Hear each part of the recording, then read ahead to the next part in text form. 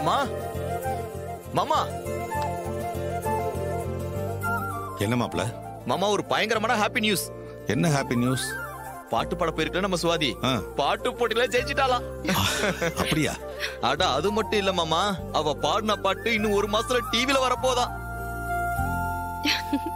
பாத்தியாமா எவ்வளவு குட்டி பொண்ணா இருந்தா அவ இன்னைக்கு வளர்ந்து பாட்டு போட்டியில கலந்துக்கிற அளவுக்கு ஆயிட்டா. ரொம்ப சந்தோஷமா இருக்கு மாப்ள. நம்ம சுவாதி குட்டி டிவில வரப்போறாளாங்க. ஐயோ அத நினைச்சாலே எனக்கு ரொம்ப சந்தோஷமா இருக்குங்க. அவளுக்குள்ள நிறைய திறமை இருந்திருக்கு பாருங்களேன். அத நாம தான் சரியா புரிஞ்சுக்காம விட்டுட்டோம். ஆமாமா, சுவாதியை பத்தி நம்ம சரியா புரிஞ்சுக்காம விட்டுட்டோம். மாப்பிள்ள தான் அவளை சரியா புரிஞ்சுக்கிட்டு அவளுக்குள்ள உள்ள திறமையை வெளியில கொண்டு வரதுக்கு என்னென்ன செய்ய முடியுமோ அதெல்லாம் செஞ்சுக்கிட்டு இருக்காரு. ஒரு அப்பாவா நான் பண்ண வேண்டியதெல்லாம் மாப்பிள்ள பண்ணிட்டு இருக்காரு. நம்ம குடும்பத்துக்கு அவர் மாப்பிள்ளையா வந்ததுக்கு நம்ம ரொம்ப அதிர்ஷ்டம் பண்ணிருக்கோமா. ஆமாப்பா, அவர் நம்ம வீட்டுக்கு வந்ததுக்கு அப்புறம் தான் பல நல்ல விஷயங்கள் நடக்குது. ரேவதி ரொம்ப கொடுத்து வச்சவ. சகலைய பத்தி நீங்க இன்னைக்கு தான் புரிஞ்சிருக்கீங்க. நான் வந்தப்பவே புரிஞ்சுக்கிட்டேன். மை சகலை இஸ் எ ரியலி கிரேட்.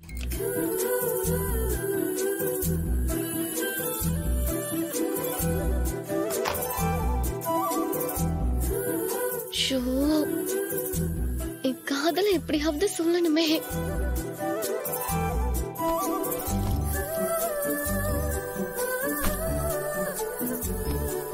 இதுக்கு மேல யோசிக்க கூடாது.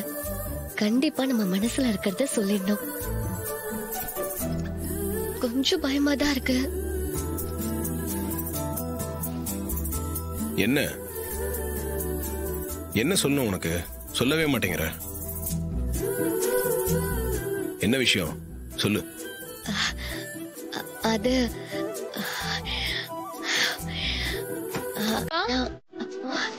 அக்கா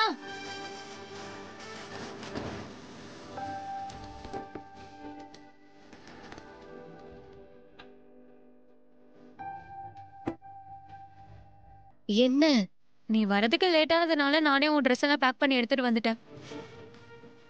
சரி கிளம்பலாமா? போலாமாமா? ஏய், இன்னும் கொஞ்ச நேரம் கழிச்சு வந்திருக்க கூடாதா?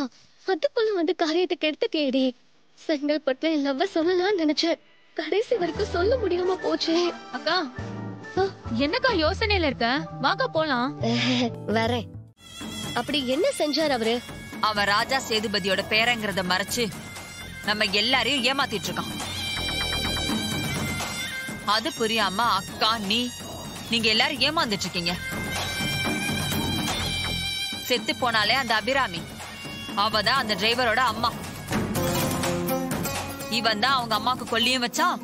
3வது நாள் காரியமும் அவன் தான் செஞ்சான். இதெல்லாம் உங்க அம்மா தான் நம்ப மாட்டேங்கிறாங்கன்னா நீயாவது நம்பு ரேவதி. நான் சொல்றதா உண்மை. சித்தி, இத நீங்களே கொஞ்ச நாளா சொல்லிட்டு தான் இருக்கீங்க. ஆனா எதுக்கும் எவிடன்ஸ் இல்ல. ஆதாரம் இல்லாம நீங்க சொல்றத நான் எப்படி நம்புறது?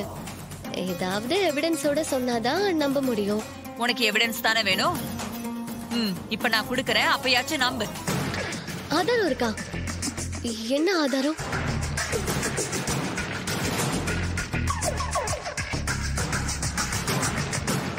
இந்த வீடியோ பாரு, இதான் ஆதாரம்.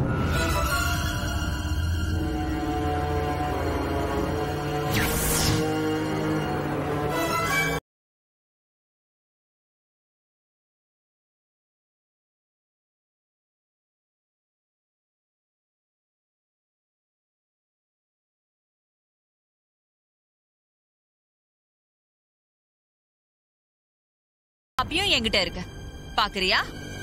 இங்கே இரு, எடுத்துட்டு வரேன்.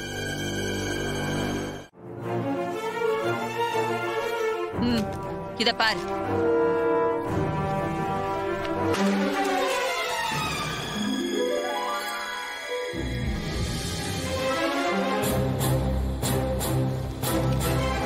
அவன் போட்டோ ஒட்டின டாக்குமெண்ட்ல அவன் சைன் பண்ணிருக்கான், பாரு.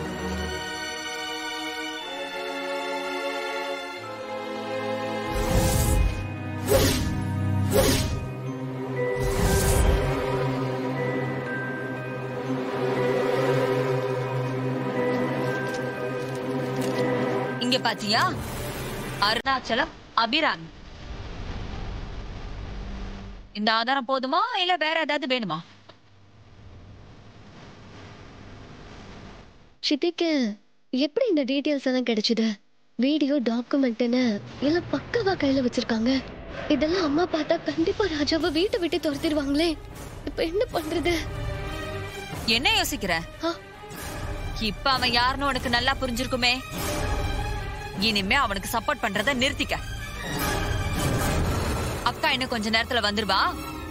வந்ததும் அவகிட்ட இந்த எல்லா எவிடன்ஸையும் காட்டி அவனை வீட்டை விட்டு துரத்தி விடணும். குடு.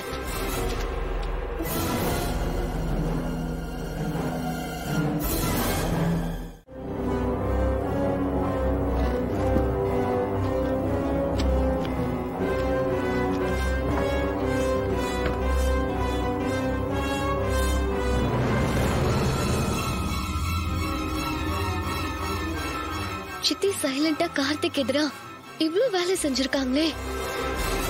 இத மட்டும் அம்மா பார்த்தா வீட்டுல ஒரு பூகம்பமே வெடிக்கும். அப்புறம் 2 குடும்பத்தையும் ஒண்ணு சேர்க்கணும்ன்ற கார்த்தியோட லட்சியம் நிறைவேறாமலே போயிடும். அந்த டாக்குமெண்ட் காப்பி, அந்த செல்போன் ஆதாரம் எதையும் அம்மா பார்க்க